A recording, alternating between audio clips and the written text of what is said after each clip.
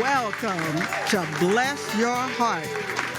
Every proper Southern lady always tries to be polite, and the infamous phrase, bless your heart, can convey a bevy of meanings without the taint of impropriety. On this show, our ensemble of diverse Southern women will discuss an array of topics that will bring out the bless your heart in any well brought up girl. So, ladies and gentlemen, be prepared to meet award-winning entertainer, actress, photographer, and social media celebrity, Jenny Ann. TV personality, model, actress, motivational guru, and best-selling author, Cameo Bobo. World traveler, educator, animal lover, actress, and model who just launched her own fashion brand, meet Jen Jackson. And our hostess with the mostest, voice-over personality, fashion designer, star among stars, and community activist, the rhinestone heiress herself, Morelia.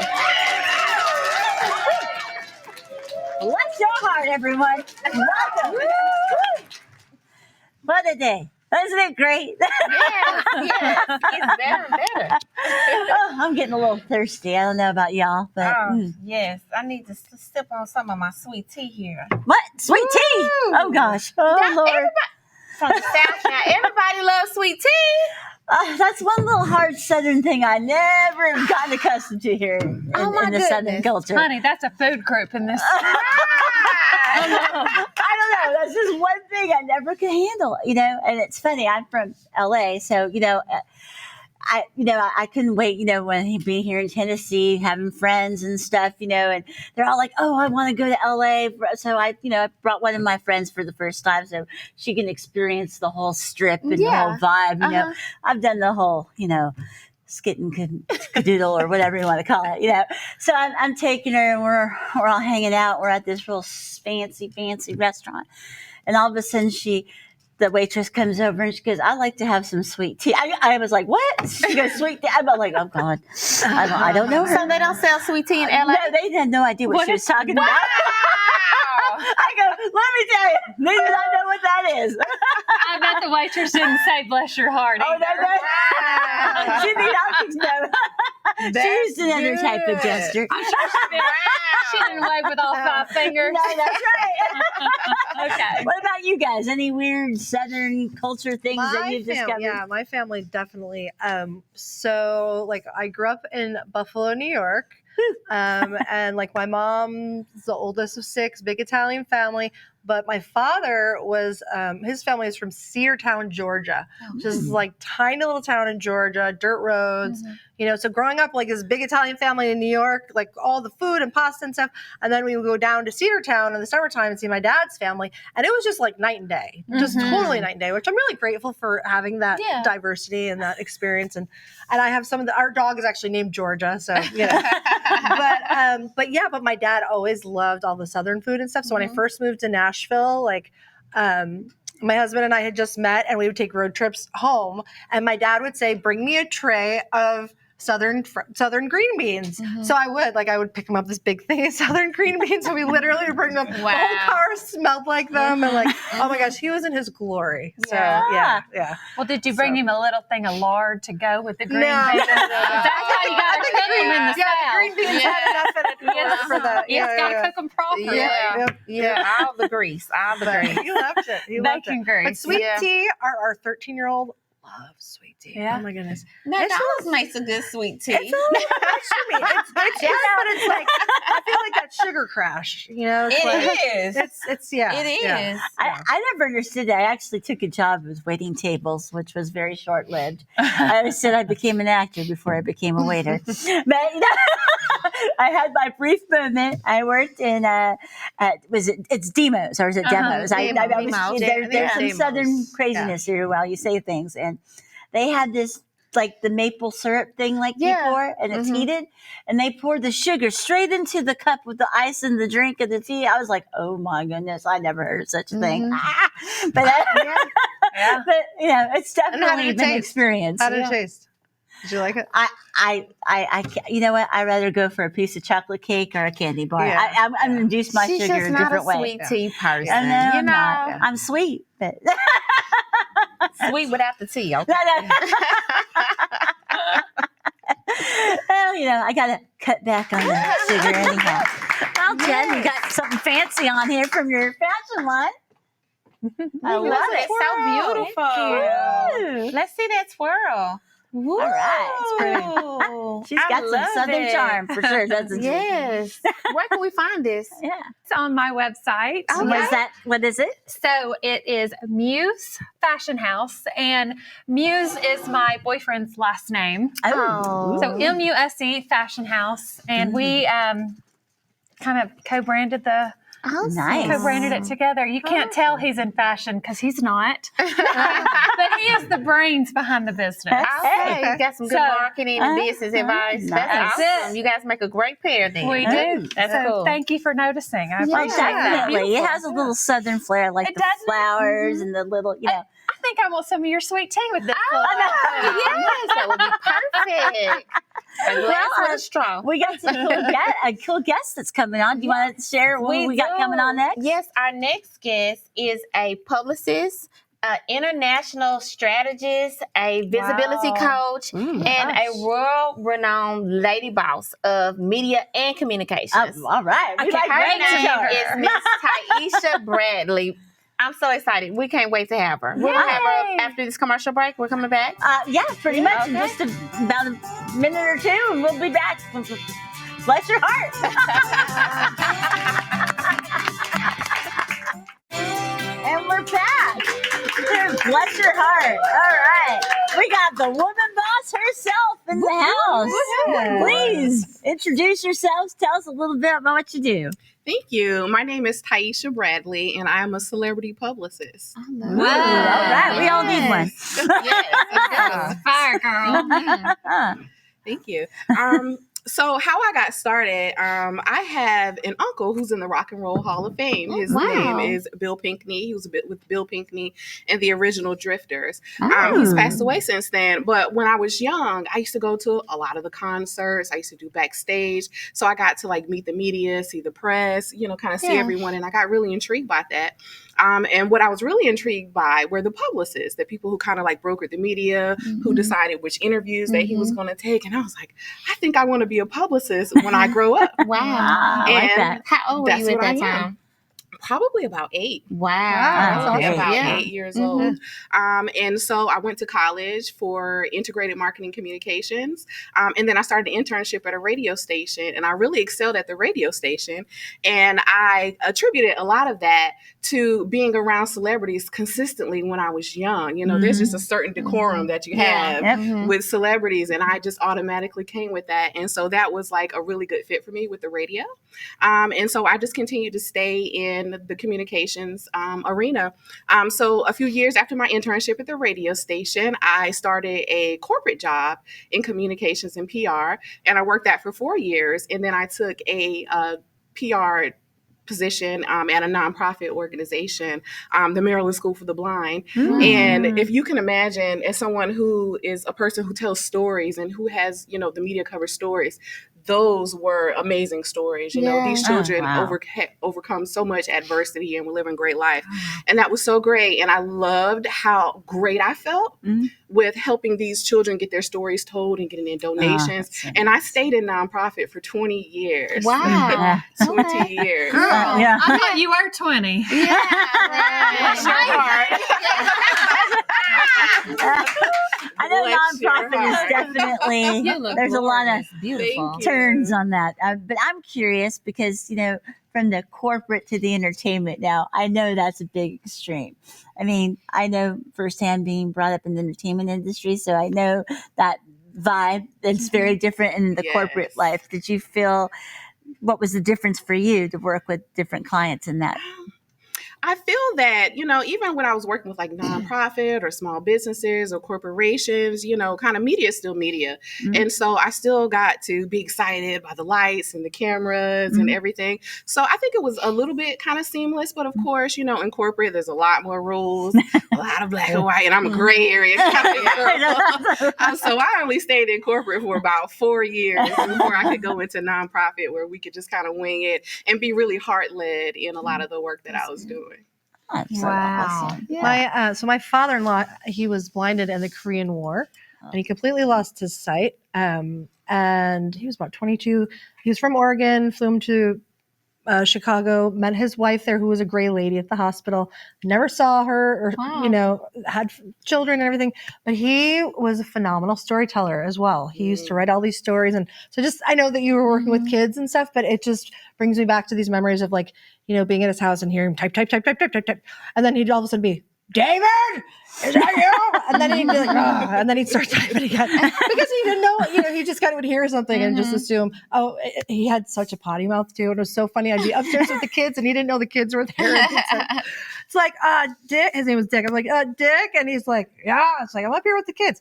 He was a Marine too. So you can kind of like a wonderful guy though. So that's great that you were working with those kids and yeah, that's really awesome. I think I probably learned a lot more from them. Oh yeah, than they did for me. definitely, Especially definitely. about, being positive and being optimistic. Like, how dare I not be having a great day? They have so Yeah. much There's more children honesty. have so much going on and they're having the best day. Yeah. Childlike faith. So Yes. tell us about your speed pitching. What is that all about? Yes. So, as a publicist, as an independent publicist, when I work for people, like take on a client, I can usually only take on like 3 clients at once and be able to kind of serve them. And I always felt moved to like serve more, serve bigger. How can I do that? So then in 2020, when everything kind of shut down, what happened with the media and the news is that everything went kind of virtual. So you could be on a TV talk show, you could be on the nightly news right from your home. There was a little bit of telecasting, but it was Your a pajamas lot. on, Right. There was Yeah. a lot going on. Remember, we had like the virtual studio audiences Yeah. for the talk shows and Mhm. everything. And I was like, this is probably something that's going to stick around. Like, how can I lean into this? And maybe I can serve many people if I could do it in a virtual way. So I came up with 3 things that I wanted to do to see into fruition. And that's kind of where I got the media circus, right? My 3 rings I like of that. things that I do. And one is a podcast. So I started a podcast called the Media Circus Podcast, and I interview journalists, writers, TV producers, Awesome. and I ask them all the things that I would want to know as a publicist. When do you check your email? What kind of subject lines do you like? What do you hate? Like, what can we do? And I talk about that because that gives people, kind of the courage, enough knowledge to feel brave enough to pitch these media people on their own, right? Because I we love it. have access to technology and emails now. The media is very accessible, so you can pitch yourself on your own as long as you kind of know what you're doing. Mhm. So I'm, trying to help people do that. Yeah. So I do that through the podcast. And then I discovered Patreon, which is an online platform that people use with their podcast to crowdfund. And so what I did was I started to put like low-hanging fruit type publicity opportunities where the media are Awesome. already looking for someone to fill in. They're looking for someone who has a fashion line to comment on fall fashion. I'll put that in there and you can just go in there, search fashion and be like, these are all these things that I can pitch. So I put a lot of low hanging fruit out there in what I call publicity leads. So that's another way that I help people. But the biggest thing that I wanted to do, and I kind of reverse engineer it, like how do I baby step people into this, is called virtual media speed pitching. And it's a lot like speed dating, except it's pitching media. So you could be an entrepreneur or an expert. You could have a story, news, a product or service that you want to talk about. And you get 5 minutes in a virtual room with different members of the media. So they could be TV producers, journalists, writers, freelance writers, editors. And you have 5 minutes to tell them who you are and what I like you do this. and I what kind love of that. story. Then when the bell rings, you automatically are just taken out of this room and you're in another room with another journalist. Okay. And it's go time again. Uh-huh. And I thought, when I came up with this, I said, what do people really want from me? They just want to get in front of the media, right? I'm the go-between. So what if I can just put people together with the media? But how can I get media all over the world? Well, we can do it virtually. So when I had my guests on my podcast, I would tell them, hey, listen, this is what I think I want to do. What do you think about this? And every single journalist is like, this is amazing. You're going to help so many people. You should really do that. Wow. So I'm going to start doing that in the fall. I in love September. Oh, that sounds great. Wow. Very excited about that. Now, do you That's very feel ambitious. I have love you it. had to like re-taught a lot of your clients? Because I would think, from our different age gaps and stuff, but this whole internet and process of doing things. Yes. Well, not really. Most of the people that I work with are pretty, savvy enough to kind of be out there. Okay. They usually have a business or a brand. They have some type of experience. I don't work a lot with brand new people because they would need like a lot to be taught. But through my podcast, through the publicity leads, you can kind of self-teach. You can watch my YouTube videos. So I have resources out there. But a lot of what I have now are working with people who are more ready to be in front of media, pitch their stories, tell their stories, because what you don't want to do is get in front of major media and you're not ready. You pitch something really cool and then everybody goes to your website and it crashes. Yeah. Or you're you have no pitching product these- or right. anything, Or right? your widgets are on TV and you only have 2 in stock when you get 1,000 orders. Like that's a quick way to be out of business. It happened to Oprah's pedicurist with the Foot Nanny. Oprah put her Foot Nanny products from her personal pedicurist into like her favorite things. And there were so many orders that the lady almost went out of business. She just wasn't able to fulfill. Well, we want to Oprah hear more herself- about all these favorite That's things and what Oprah. you got to offer in just a Wow. few. So we'll be right back with Bless Your Heart. Welcome back to Bless Your Heart.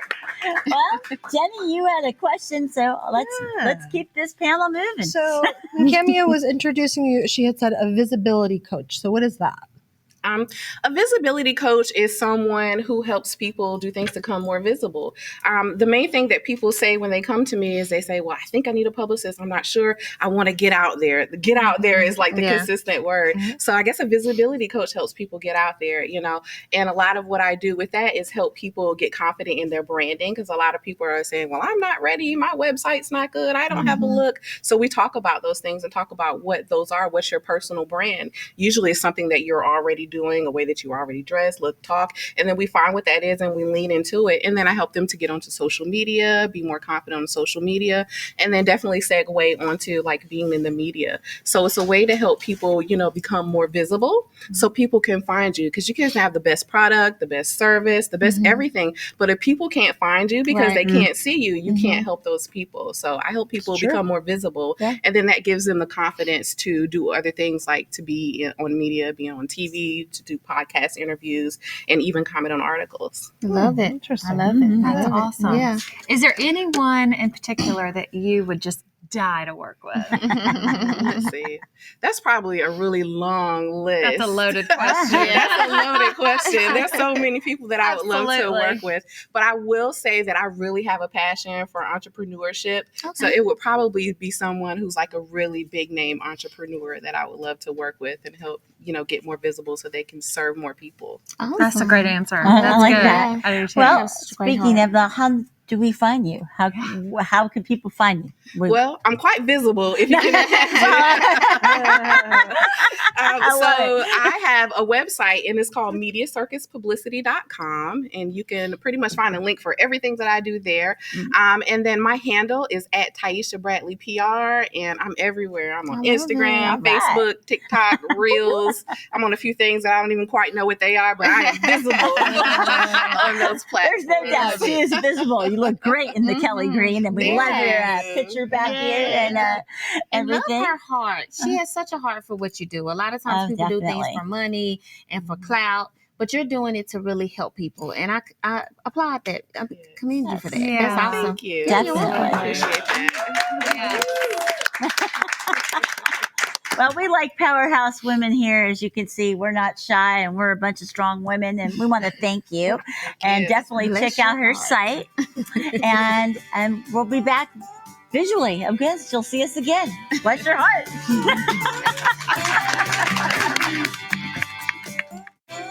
And we're back. Here we are. Bless your heart.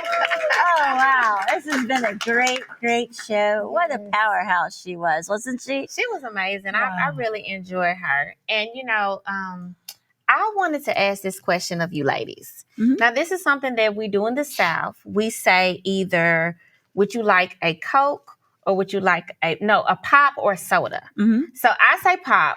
What do you ladies say? Is it pop or is it soda? What is it? Soda, I guess. I would say soda. Soda? So for What do you me, order? Growing up, as I said, I grew up in Buffalo, right? Buffalo, New York. Uh-huh. We would say pop. And then I moved to Long Island and everybody said soda. So then I got into saying soda. And now that's just what I say. I Okay. moved here and said So soda. you're ordering a soda. So, I'm ordering a pop. yeah. You're ordering a... Okay. Diet Coke or a Zero. Okay. Okay. No matter, let me just teach y'all a very, very valuable lesson. Okay. We need to learn this No stuff. matter what it is, Coke, Dr. Pepper, Mountain Dew, Diet Coke, it is not called soda or pop. It is called a Coke. Oh, I'm learning more and more about this Southern not slang a pop, stuff with not you. a soda, but a Coke. And then the waitress will ask you, okay, what kind of Coke would you like? I'm just Then going to you can ask. say. I'm just going to ask for whiskey from now on. I don't know about you. Yeah, pass it over here. What you got? Yeah, right. Did you ever say what was in your She did say she was bringing some champagne Yeah. tonight. But Morelia is kind of known for the tequila, right? That's true. I got yeah. that little tequila flair. Okay, now that's why your foot's all messed up. Come on, spill the beans here, sister. Tell the real story. Let's go. Tequila. Well, my dad used to say that. That's how. Well, I don't know. It is a. This is really not really a family show. He said he was breastfed on tequila. Is what he was always saying. I'll never forget at one of his birthday parties years ago, I was just like, we got him this bottle of tequila. And I was like, oh, I want to go get Manuel his tequila. And I'm standing in this doorway talking to him. I'm like, here, Manuel, happy birthday. He's like, oh, thank you. And he turns and opens up the trunk. Oh yeah. And he literally, the trunk, like there's a trunk sitting next to him. He opens the lid and there were rows of tequila. Like rows. The same brand that you bought. Yes, same brand. And he takes it, puts it in, and he closes the trunk, and he just turns around and smiles. And I'm just like, well, at least I tried. He has a thought that counts, you know? So I'm sure it got You got drank. him his I'm face sure it got I have drank, to yeah. say there is a lesson to tequila, and I happen to know this. It's my birthright. You have to learn to sip it. That is the goal, because Sipping I tequila. think when everyone's I had like tequila at sipping some point, you Patron. hear the saying, "Makes your clothes fall off." But you got to be very. I mean, I learned to sip it, so that's how you get to appreciate it. Because I think some of the youth and the college boys went, Shots. Right. and then it comes to an end. Like we're almost about to come to an end today too. Yeah. But what a great day! Do you have any So final much thoughts or fun. anything? So much fun. I love it how we're just coming together as one. I think, a lot of times women don't unify, but I think there's a new day happening, and all of us are realizing that we need to bless each other's hearts Oh, in a I love positive yes. way. And I just love what you're doing, what we're doing here. All right. Well, Yeah, I think that's it's cool. great. How about it? One more time. Bless your heart.